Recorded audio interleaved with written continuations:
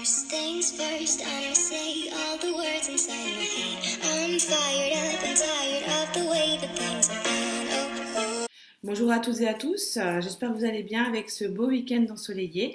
Avec Mardi Gras qui approche, après la Saint-Valentin, faisons place à Carnaval. Et pour commencer, pour la première recette de beignets, je vais vous proposer les boules de Berlin. Allez, c'est parti!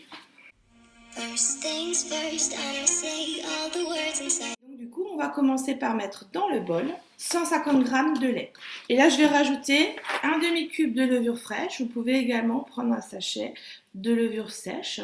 Après, pour la levée et faciliter la levée de la pâte, j'ai une préférence pour la levure fraîche. Pour aider à pulser justement ma levure, je vais programmer 3 minutes à 37 degrés sur la vitesse 1. Alors là, l'objectif, c'est de tiédir tous les ingrédients. Ce principe-là de faire chauffer, tiédir le lait avec la levure ou aussi le beurre ou le sucre, par exemple pour une brioche, est très important lorsque vous voulez que votre pâte lève plus vite, puisque 37 degrés, c'est vraiment la température optimale pour activer votre levure. Dans toutes vos pâtes, salées ou sucrées, je trouve que c'est vraiment quelque chose de très important. Dans Cookie Dough, on met tous les ingrédients avec la levure et notre pâte, elle met un peu plus de temps à lever derrière. Et l'astuce, c'est de passer par là. Vous mettez le liquide avec la levure, vous chauffez pendant 3 minutes à 37 degrés vitesse 1. Et après, vous pouvez rajouter le reste de vos ingrédients et passer au mode pétrissage. La chauffe est faite et là, pour pulser un petit peu, je vais programmer 7 secondes sur la vitesse 5. Voilà. Ma levure a délayé dans le lait, j'ai un peu pulsé pour justement faire mousser mon mélange lait et levure. Et maintenant, je vais rajouter 500 g de farine type 55. Voilà, c'est la farine qu'on utilise pour les pâtisseries. Donc, c'est une préférence. Après, si vous avez la 45, ça ira aussi. 500 g de farine. J'y rajoute 2 œufs, 30 g de sucre en poudre, de sucre vanillé, 80 g de beurre. C'est parti pour 3 minutes de pétrissage. Ça y est, ma pâte à beignets est prête. Elle est relativement souple. Je vais la transvaser dans un saladier. Vous voyez, elle est sortie toute seule. Et former une boule. L'objectif maintenant, c'est de laisser le temps de la faire lever. Donc là, ma boule est formée. Et je vais la laisser lever à l'abri de tous les courants d'air. Et là, je vais filmer le dessus de mon saladier. Préférence pour un film ou un torchon humide, ne jamais mettre de torchon sec parce que ce torchon peut absorber l'humidité de votre pâte. Donc, c'est parti pour 2 heures de levée dans un endroit chaud, sans courant d'air. C'est très important. Petite astuce pour faire lever vos pâtes. Il y a plusieurs possibilités. Vous avez le micro-ondes. Vous mettez un verre d'eau dans votre micro-ondes que vous chauffez pendant 1 minute. Et une fois la minute passée, vous mettez votre saladier dans votre micro-ondes, fermé, et on n'y touche plus pendant 2 heures. Le fait de faire chauffer de l'eau, ça va donner de la vapeur d'eau dans votre micro-ondes, qui est quand même un lieu cloisonné, assez petit, et faciliter la levée de votre pâte. Autre possibilité aussi, c'est d'utiliser la fonction fermentation de votre TM6. L'avantage de cette fonction fermentation va vous permettre de réaliser vos yaourts, mais également de faciliter la levée de votre pâte à l'abri de tout courant d'air.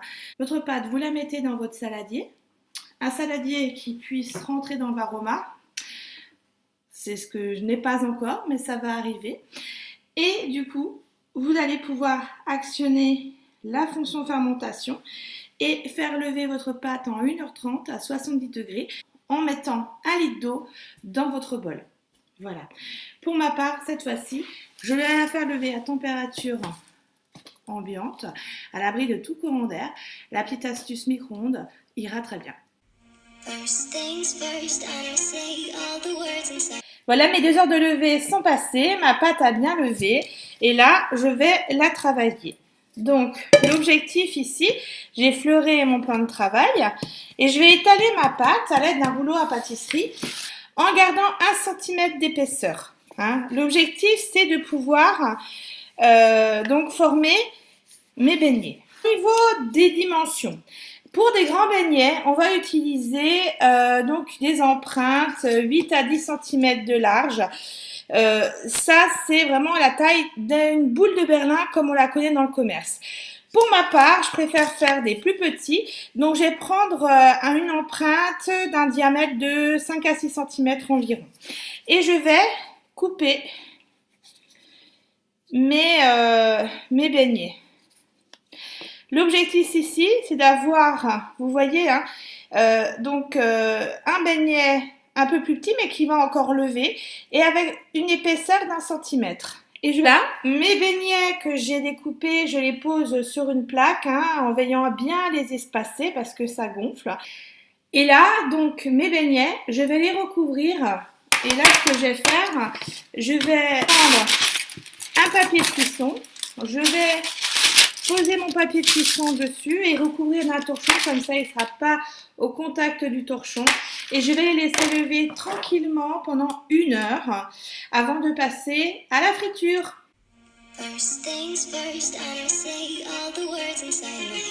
Alors après 1 heure de pouce, j'ai mis ma friteuse en route et j'ai lancé mes beignets dans l'huile chaude qui frémit. Donc je les laisse dorer doucement mais sûrement et à l'aide d'un écumoire, je les retourne pour avoir quelque chose d'homogène au niveau de la couleur. Une fois qu'ils sont dorés, je les mets dans un plat pour pouvoir donc les égoutter sur du papier absorbant. Voilà, ça y est, mes beignets sont terminés. Donc comme vous avez pu le voir, je les ai sortis de la friteuse après cuisson. Je les ai déposés sur un sopalin afin d'absorber l'excédent d'huile. Et j'ai saupoudré du sucre glace. Le sucre glace fait au Thermomix, bien évidemment.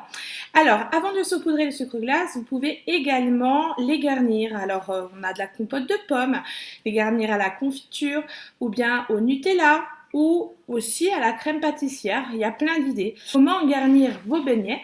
Eh bien, vous prenez une poche à douille avec un embout assez fin et vous pouvez les garnir en piquant de côté votre beignet.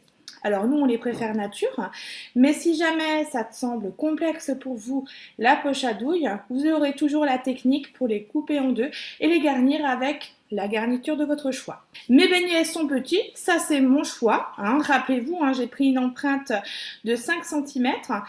Pour avoir les beignets de la taille de ceux que vous trouvez en boulangerie, il faudra prendre une empreinte entre 8 et 10 cm. Là, avec ma pâte, j'ai réussi à en faire 28 des beignets. Donc voilà, c'est plutôt pas mal. Donc, il n'y a plus qu'à les déguster. Autant vous dire que ça a déjà été fait de mon côté. Hein, ils étaient autour. Apparemment, recette validée. Voilà chez nous. Donc, à vous de la tester. N'oubliez pas les photos. Et je vous donne rendez-vous très vite pour une nouvelle recette de beignets. À bientôt et bon dimanche encore. First things first, I'ma say all the words inside my head. I'm fired up and tired of the way that things have been.